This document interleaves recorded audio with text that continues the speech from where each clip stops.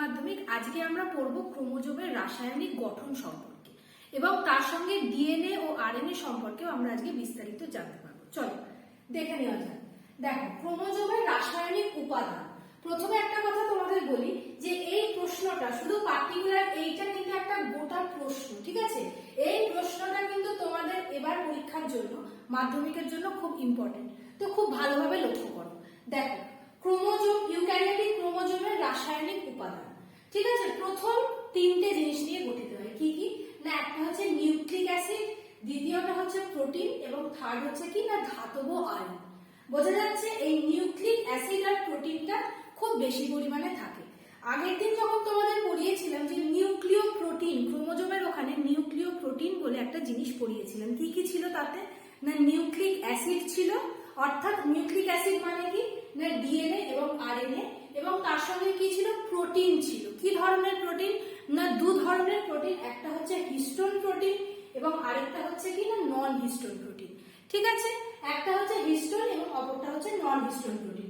তো nucleic acid কি জানলাম? না, নিউক্লিক অ্যাসিড হচ্ছে দু প্রকার, একটা হচ্ছে ডিএনএ এবং অপরটা হচ্ছে কি না আরএনএ। প্রোটিন হচ্ছে দু প্রকার, একটা হচ্ছে হিস্টোন প্রোটিন এবং অপরটা হচ্ছে নন হিস্টোন প্রোটিন। মনে রাখবে সবসময়তে একটা ইউক্যারিওটিক ক্রোমোজোমের মধ্যে হিস্টোন প্রোটিন এবং ডিএনএ প্রায় থাকে, এই দুটো মিলিয়ে থাকে প্রায় 90%, ঠিক আছে? হিস্টোন প্রোটিন এবং ডিএনএ এই দুটো জিনিস একটা ক্রোমোজোমে থাকে প্রায় 85 থেকে 90%, এবং বাকি যে 15 বা 10% সেটা থাকে কিন্তু নন হিস্টোন প্রোটিন, ঠিক আছে? তো হিস্টোন প্রোটিনের প্রকৃতিটা কিরূপ দেখো না, ক্ষারীয় প্রকৃতির। হিস্টোন প্রোটিনের প্রকৃতি হচ্ছে ক্ষারীয় প্রকৃতির, অর্থাৎ হিস্টোন প্রোটিন হচ্ছে নিজে এক ধরনের ক্ষারীয় প্রোটিন, ঠিক আছে? হিস্টোন প্রোটিনের উদাহরণ কি কি? না, আর্জিনিন, হিস্টিডিন, লাইসিন, এগুলো। এই সব জিনিসটা, এই গোটা জিনিসটা কিন্তু হিস্টোন প্রোটিনের আন্ডারে। হিস্টোন প্রোটিনের প্রকৃতি হচ্ছে ক্ষারীয় প্রকৃতির। হিস্টোন প্রোটিনের উদাহরণ হচ্ছে আর্জিনিন, হিস্টিডিন, লাইসিন প্রভৃতি। নন হিস্টোন প্রোটিন কি বললাম? না, নন হিস্টোন প্রোটিন এটা যদি ক্ষারীয় প্রকৃতির হয় তাহলে অপরটা কি হবে? অম্ল প্রকৃতির বা আম্লিক প্রকৃতির। ঠিক তেমন ভাবে নন হিস্টোন প্রোটিন হচ্ছে আম্লিক প্রকৃতির এক ধরনের প্রোটিন। এর উদাহরণ কি কি? ট্রিপ্টোফ্যান, টাইরোসিন, এই প্রকার অ্যামাইনো অ্যাসিড গুলো হচ্ছে কি না নন হিস্টোন প্রোটিনের উদাহরণ, ঠিক আছে? চলো এবার দেখো ধাতব আয়ন। ধাতব আয়ন বললাম কিছু শতাংশ থাকে, সেটা হচ্ছে কি কি কি থাকে? না, ক্যালসিয়াম থাকে, আয়রন থাকে, ম্যাগনেসিয়াম থাকে, এগুলো প্রভৃতি এই জিনিসগুলো থাকে। তো আমাদের এবার যে জিনিসটা সম্পর্কে ডিটেলস আমরা দেখব সেটা হচ্ছে কি না নিউক্লিক অ্যাসিডের ভাগ সম্পর্কে, অর্থাৎ ডিএনএ সম্পর্কে এবার কিন্তু আমরা বিস্তারিত আলোচনা করব। দেখো, তোমরা এখানে একটা ডিএনএ মডেল দেখতে পাচ্ছ, ঠিক আছে? এটা হচ্ছে কি না, এটা হচ্ছে ওয়াটসন ক্রিক মডেল। তোমরা জানো যে ডিএনএ হচ্ছে কি না, ডিএনএ হচ্ছে দ্বিতন্ত্রী। ডিএনএ কি না, ডিএনএ হচ্ছে দ্বিতন্ত্রী, অর্থাৎ double helical structure. Double helical structure তোমরা দেখতেই পাচ্ছ, এক তন্ত্র আরেক তন্ত্র, অর্থাৎ পেঁচানো সিঁড়ির মতো গঠন হচ্ছে ডিএনএ। তাই ডিএনএ কিন্তু হচ্ছে দ্বিতন্ত্রী, ঠিক আছে? ডিএনএ হচ্ছে দ্বিতন্ত্রী। তো ডিএনএ হচ্ছে ডিএনএ যে গঠনগত ও কার্যগত একক তাকে বলা হয় নিউক্লিওটাইড। দেখো আমি এখানে স্টার দিয়ে লিখেছি, এটা কিন্তু খুব ইম্পর্টেন্ট যে ডিএনএ গঠনগত ও কার্যগত একক কি না, ডিএনএ গঠনগত ও কার্যগত একক হচ্ছে কি না নিউক্লিওটাইড। এবার আমরা জানবো ডিএনএ এর বিস্তারিত সম্পর্কে, অর্থাৎ ডিএনএ রাসায়নিক উপাদানগুলো সম্পর্কে এবার কিন্তু আমরা আলোচনা করব। দেখো, ডিএনএ তিনটে জিনিস নিয়ে তৈরি, ঠিক আছে? বা নিউক্লিওটাইড, কারণ ডিএনএ গঠনগত কার্যগত একক হচ্ছে নিউক্লিওটাইড, তাই নিউক্লিওটাইডও হচ্ছে তিনটে জিনিস নিয়েই তৈরি। ডিএনএও যা, নিউক্লিক অ্যাসিডও তাই, কারণ ডিএনএরই গঠনগত একক হচ্ছে কি না নিউক্লিওটাইড। এই জিনিসটা যেন বোঝো ভালো করে। তো ডিএনএ কি কি অংশ নিয়ে তৈরি? না, ডিএনএ হচ্ছে এক ধরনের পেন্টোজ শর্করা, অর্থাৎ কি না 5 কার্বন যুক্ত এক প্রকার শর্করা। দেখো এই রকম টাইপের দেখতে হয়, 5 কার্বন যুক্ত। দেখো 1 2 3 4 5, ঠিক আছে? 5 কার্বন যুক্ত এক প্রকার শর্করা, সেটাকে কি বলা হয় না পেন্টোজ। পেন্টোজ শর্করা, সেটার নাম কি ডিএনএ এর ক্ষেত্রে? না ডিঅক্সিরাইবোজ শর্করা। কি থাকে? ডিঅক্সিরাইবোজ শর্করা, ঠিক আছে? তারপর কি আছে না নাইট্রোজেন বেস। দু ধরনের নাইট্রোজেন বেস থাকে, একটা হচ্ছে পিউরিন বেস আরেকটা হচ্ছে হচ্ছে পিউরিন, একটা হচ্ছে পিরিমিডিন, আর কি না ফসফেট গ্রুপ বা ফসফেট মূলক অথবা ফসফরিক অ্যাসিড, যা খুশি বলতে পারি। এই তিনটে জিনিস মিলিয়ে কি তৈরি হয় না ডিএনএ তৈরি হয় বা নিউক্লিওটাইড তৈরি হয়। এবার এই নিউক্লিওটাইড থেকে যদি ফসফেট গ্রুপটা বাদ চলে যায় তখন তাকে বলা হয় কি না নিউক্লিওসাইড। আমি এখানে একটু ছোট্ট করে লিখছি, তোমরা পয়েন্টটা করে নেবে। নিউক্লিওসাইড কি না নিউক্লিওসাইড হচ্ছে যেখানে ফসফরিক অ্যাসিডটা অ্যাবসেন্ট থাকে। অর্থাৎ কি বললাম না ডিঅক্সিরাইবোজ শর্করা, ডিঅক্সিরাইবোজ শর্করা, আর তার সাথে কি থাকছে না তার সাথে থাকছে নাইট্রোজেন বেস, তার সাথে থাকছে নাইট্রোজেন বেস। অর্থাৎ এখানে এই ফসফেট গ্রুপটা কিন্তু অ্যাবসেন্ট থাকছে কার ক্ষেত্রে না নিউক্লিওসাইডের ক্ষেত্রে, আর নিউক্লিওটাইডের ক্ষেত্রে এই তিনটে জিনিসই থাকছে। এবার যেটা আমরা দেখবো সেটা হচ্ছে পিউরিন বেস আর পিরিমিডিন বেস কি কি নিয়ে তৈরি হয়। দেখো পিউরিন বেস বা পিউরিন ক্ষার, বেস মানে কি না ক্ষার, তো পিউরিন বেস দুটো জিনিস নিয়ে তৈরি হয়, একটা হচ্ছে অ্যাডেনিন এবং অপরটা হচ্ছে কি না গুয়ানিন। এই অ্যাডেনিন আর গুয়ানিন হচ্ছে পিউরিন বেসের অংশ। তোমরা এখানে দেখো, আমি এই ছবিটার পরে আসছে, আগে পিরিমিডিনটা বলে দিই। আর পিরিমিডিন বেসে দেখো কি আছে না সাইটোসিন আর থাইমিন, বুঝতে পেরেছো? এইবার তোমরা এই ছবিটা লক্ষ্য করো, কি বললাম না ডিএনএ একটা দ্বিতন্ত্রী স্ট্রাকচার। তো ডিএনএ এর মধ্যে কি থাকে না সবসময় মনে রাখবে একটা পিউরিন বেস থাকে এবং অপরটা কিন্তু থাকে পিরিমিডিন বেস। তার মানে কি আমরা যে কোনো পিউরিন যে কোনো পিরিমিডিন করতে পারি না, একটা নির্দিষ্ট কোড আছে। কি কোড না অ্যাডেনিনের সাথে সব সময় থাইমিন পেয়ার করে। দেখো অ্যাডেনিনের সাথে অর্থাৎ অ্যাডেনিনের সঙ্গে কিন্তু সব সময় থাইমিন পেয়ার করে। এই জিনিসটা সম্পর্কে আমি পরে আসছি। অ্যাডেনিনের সাথে কে জোড়া বাঁধে না থাইমিন। অ্যাডেনিন কার অংশ না পিউরিন বেসের অংশ, পিউরিন বেসের অংশ হচ্ছে অ্যাডেনিন। থাইমিন কার অংশ না পিরিমিডিন বেসের অংশ। অর্থাৎ একটা থাকে পিউরিন গ্রুপ, একটা থাকে পিরিমিডিন গ্রুপ। ঠিক একই রকম ভাবে একটা যদি থাকে পিউরিন গ্রুপ, অপরটা কিন্তু থাকে পিরিমিডিন গ্রুপ। দেখো সাইটোসিনের সাথে কি আছে না গুয়ানিন আছে বা গুয়ানিনের সাথে সাইটোসিন আছে।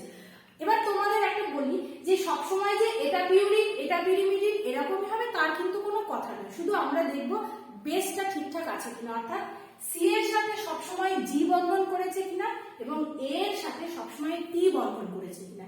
এদিকে জি থাকতে পারে এদিকে টিও থাকতে পারে, সেটা কিন্তু কোনো ব্যাপার না। অর্থাৎ একটা কথা মনে রাখবে সবসময় থাকবে পিউরিন আর পিরিমিডিন অথবা পিরিমিডিন পিউরিন, এই অনুপাতে এইভাবে এরা সাজানো থাকবে।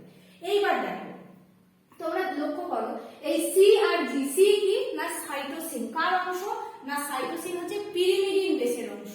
ঠিক আছে, এই সাইটোসিনটা কার সাথে বন্ধন করছে না গুয়ানিনের সাথে। গুয়ানিন কার অংশ না পিউরিন বেসের অংশ। এবার একটা জিনিস তোমরা মনে রাখবে এই সি আর জি সব সময় নিজেদের মধ্যে তিনটে হাইড্রোজেন বন্ধনী দ্বারা যুক্ত থাকে। দেখো একটা দুটো তিনটে, সি আর জি সব সময় তিনটে হাইড্রোজেন বন্ধনী দ্বারা যুক্ত থাকে। এটাকে আমরা বলবো কি না হাইড্রোজেন বন্ধনী, হাইড্রোজেন বন্ধনী, বুঝতে পেরেছো? তাহলে সি আর জি সবসময় তিনটে বন্ধন দ্বারা যুক্ত থাকবে। ঠিক একই রকম ভাবে জি সি এর সাথে তিনটে হাইড্রোজেন বন্ধন দ্বারা যুক্ত থাকবে, বুঝতে পেরেছো? একটা থাকবে পিউরিন, একটা থাকবে পিরিমিডিন অথবা একটা পিরিমিডিন একটা পিউরিন, এই অনুপাতে এরা সাজানো থাকে। এবার দেখো অ্যাডেনিন আর থাইমিন, অ্যাডেনিন কার অংশ না পিউরিন বেসের অংশ, থাইমিন কার অংশ পিরিমিডিন বেসের অংশ। তোমরা মনে রাখবে এ টি এর সাথে সব সময় দুটো হাইড্রোজেন বা ডবল হাইড্রোজেন বন্ধন দ্বারা যুক্ত থাকে। এ টি এর সাথে সব সময় দুটো হাইড্রোজেন বন্ধনী দ্বারা যুক্ত থাকে। ঠিক একই রকম ভাবে টি এর সঙ্গে সব সময় দুটো হাইড্রোজেন বন্ধনী দ্বারা যুক্ত থাকে। দেখো এটা আমরা টোটাল ডিএনএটা জানলাম। ডিএনএ হচ্ছে দ্বিতন্ত্রী একটা স্ট্রাকচার। ঠিক এবার আমরা জানবো আরএনএ সম্পর্কে। ঠিক আছে, দেখো আমি আরএনএটা তোমাদের বলে দিই, তোমরা নিজেরাই বলতে পারবে। তো আরএনএ কি না আরএনএ হচ্ছে একতন্ত্রী, এইরকম একটা সিঙ্গেল স্ট্র্যান্ডেড একটা স্ট্রাকচার। অ্যাডেনিনের ক্ষেত্রে কি থাকে না অ্যাডেনিনের ক্ষেত্রে থাকে রাইবোজ শর্করা, আরএনএ আর অর্থাৎ রাইবোজ শর্করা, নাইট্রোজেন বেস, ফসফেট গ্রুপ বা ফসফেট মূলক। এবার পিউরিন বেসের আরএনএ ক্ষেত্রে কি থাকে না অ্যাডেনিন গুয়ানিন এই দুটোই থাকে। শুধুমাত্র পিরিমিডিন সাইটোসিন আর থাইমিনের পরিবর্তে থাকে কে, না ইউরাসিন।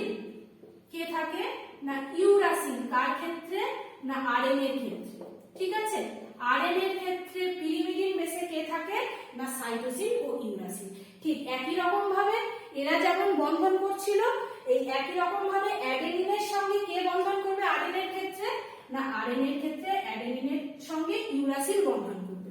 বুঝতে পেরেছো, এটা হলো আরএনএ এর ক্ষেত্রে। আরএনএ এর ক্ষেত্রে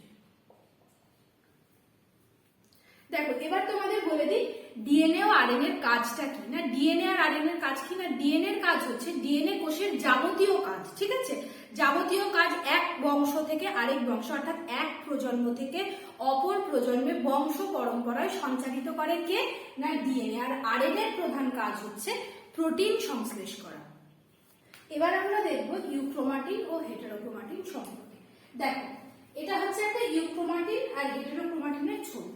ঠিক আছে, তো এই ইউক্রোমাটিনটা কি, না ইউক্রোমাটিন হচ্ছে, ইউক্রোমাটিনের প্রকৃতি হচ্ছে এ খুব সূক্ষ্ম প্রকৃতি। ঠিক আছে, একদম ধরো এরকম সূক্ষ্ম প্রকৃতির। কত ন্যানোমিটার যুক্ত, না প্রায় ওই 10 থেকে 30 ন্যানোমিটার মতো। আচ্ছা, এরপর যেটা সেটা হচ্ছে স্থির নিউক্লিয়াসে বা ইন্টারফেজ দশায় এরা প্রসারিত অবস্থায় থাকে। আগের দিন তোমাদের বলেছিলাম যে ইন্টারফেজ দশা মানে হচ্ছে বিশ্রামকালীন দশা বলতে পারি, প্রস্তুতিকালীন দশা বলতে পারি, অর্থাৎ কোষ বিভাজনের আগে যখন ওরা নিজেদের মধ্যে একদম ফাইনাল প্রস্তুতিটা করতে থাকে, সেটা হচ্ছে কি, না ইন্টারফেজ দশা। তো ইন্টারফেজ দশা এরা কেমন থাকে, না ইন্টারফেজ দশায় এরা এইভাবে প্রসারিত প্রসারিত প্রসারিত অবস্থায় থাকে। বুঝতে পেরেছ? আর যখন ক্ষারীয় রং যোগে তখন এরা কি হয়, না হালকা বর্ণ ধারণ করে। দেখো, যখন জিনিসটা প্রসারিত অবস্থায় আছে তার মানে সেই জিনিসটা কেমন কালার হচ্ছে, হালকা রং ধারণ করছে। কখন, না ইন্টারফেজ দশায়, অর্থাৎ যখন রেস্ট পিরিয়ড, যখন ওরা নিজেদের মতো প্রিপারেশন নিচ্ছে, প্রস্তুতি নিচ্ছে। কিসের জন্য, না এর পরেই আছে কি, না কোষ বিভাজন। ঠিক আছে, কোষ বিভাজনের আগেই হচ্ছে কি, না ইন্টারফেজ দশা। সেই দশায় এরা কি অবস্থায় আছে, না প্রসারিত অর্থাৎ ছড়ানো অবস্থায় আছে। রং কেমন নিচ্ছে, না হালকা বর্ণ ধারণ করছে। এইবার আসছে, আগে বললাম যে ইন্টারফেজের পরেই আসছে কি, কোষ বিভাজন। এই জায়গাটায় স্টার মার্কস দেবে। যখন কোষ বিভাজনের সময় আসছে তখন এরা কি হয়ে যাচ্ছে, না তখন এরা একদম অধিক কুণ্ডলীকৃত হয়ে যাচ্ছে। যখনই কোষ বিভাজন, ইন্টারফেজের পরেই যখন কোষ বিভাজনের দশা আসছে, ঠিক সেই সময় এরা কি হচ্ছে, একদম পেঁচানো আকৃতির হয়ে যাচ্ছে। যখন পেঁচানো আকৃতির হচ্ছে, তোমরা ছবিতে বুঝতে পারছো, তখন কি হচ্ছে, না অলরেডি জিনিসটা এটার থেকে ডিপ রং ধারণ করছে, গাঢ় রং ধারণ করছে। এটা ছিল হালকা, এটা হয়ে যাচ্ছে কি গাঢ় রং। আচ্ছা, এরপর দেখো মেটাফেজ দশায় ক্রোমোজোমকে স্পষ্টভাবে লক্ষ্য করা যায়। ইউক্রোমাটিনের কি, না মেটাফেজ দশা যখন কোষ বিভাজনের দ্বিতীয় ধাপ, অর্থাৎ প্রোফেজ, মেটাফেজ, অ্যানাফেজ, টেলোফেজ, যখন মেটাফেজ দশা আসছে, মেটাফেজ দশায় এই ইউক্রোমাটিন থাকে বলেই তাকে কি, না খুব স্পষ্টভাবে বোঝা যায়। এরপর কি, না ক্রোমোজোমের প্রায় 70% অংশ ইউক্রোমাটিন দ্বারা গঠিত, অর্থাৎ টোটালের বেশিরভাগ অংশটাই কি, না ইউক্রোমাটিন। বুঝতে পেরেছো, ইউক্রোমাটিনের কাজটা অনেক বেশি হয়। আচ্ছা, এরপর আসছে কি আরেকটা জিনিস কি, যেটা খুব ইম্পর্টেন্ট, না এই অঞ্চলে মিওসিসের সময় ক্রসিং ওভার ঘটে। দেখো, মিওসিস, ক্রসিং ওভার, এই জায়গাগুলো হয়তো তোমাদের একটু অস্পষ্ট লাগতে পারে, কিন্তু যখন বলে দেওয়া হবে দেখবে সব পরিষ্কার হয়ে যাবে। তো মিওসিস কোষ বিভাজনের সময় ক্রসিং ওভার ঘটে কোন অঞ্চলে, না ইউক্রোমাটিনের জন্য বা ইউক্রোমাটিন অঞ্চলে। বুঝতে পেরেছ? এরপর হচ্ছে আমরা করবো হেটেরোক্রোমাটিন। এখান থেকে কি ধরনের প্রশ্ন আসবে, না এখান থেকে প্রশ্ন আসবে ইউক্রোমাটিন ও হেটেরোক্রোমাটিনের পার্থক্য লেখো। ঠিক আছে, পার্থক্য হয়তো দিয়ে দেবে ক্রসিং ওভার কেমন ঘটে এই দুটোর মধ্যে, কিংবা রঞ্জন ক্ষমতাটা কেমন সেটা তোমাদের লিখতে হবে। আচ্ছা, এবার দেখো হেটেরোক্রোমাটিন, ইউক্রোমাটিন কি করেছিলাম, খুব সূক্ষ্ম, আর হেটেরোক্রোমাটিন দেখো তোমরা ছবিতে বুঝতে পারছো এটা গাঢ় রং। ঠিক আছে, অর্থাৎ কি, না অর্থাৎ পুরু হয়। বুঝতে পারছো, প্রায় 100 ন্যানোমিটারের কাছাকাছি থাকে। ইন্টারফেজ নিউক্লিয়াস অর্থাৎ স্থির নিউক্লিয়াসে এরা কি হয়, না এরা কুণ্ডলীকৃত অবস্থায় থাকে, অর্থাৎ ইউক্রোমাটিনের ঠিক বিপরীত হচ্ছে হেটেরোক্রোমাটিন। ইউক্রোমাটিনে কি বললাম, না যখন ইন্টারফেজ দশা চলে, যখন প্রিপারেশন ফেজ চলে, তখন ওরা হালকা রং ধারণ করে বা প্রসারিত অবস্থায় থাকে। যখন কোষ বিভাজন শুরু হয় ঠিক সেই সময় ওরা কি হয়ে যায়, না নিজেদের মধ্যে গাঢ় হয়ে যায়, গাঢ় রং ধারণ করে বা কি কি হয়ে যায় না অধিক কুণ্ডলীকৃত হয়ে যায়। আর হেটেরোক্রোমাটিন কি না হেটেরোক্রোমাটিন যখন স্থির নিউক্লিয়াস থাকে বা ইন্টারফেজ দশা থাকে ঠিক সেই সময় ওরা কেমন থাকে না ওরা অধিক কুণ্ডলীকৃত থাকে। এবার অধিক কুণ্ডলীকৃত মানে কি না খুব গাঢ় বর্ণ ধারণ করবে, কিন্তু আরেকটা কি দেখো গাঢ় রং ধারণ করে। এবার কি বলছে না এরা কোনো সক্রিয় জিন বহন করে না, এই অঞ্চলের জিনগুলো নিষ্ক্রিয় থাকে। ঠিক আছে, এই অঞ্চলের জিনগুলো কেমন থাকে না নিষ্ক্রিয় প্রকৃতির থাকে।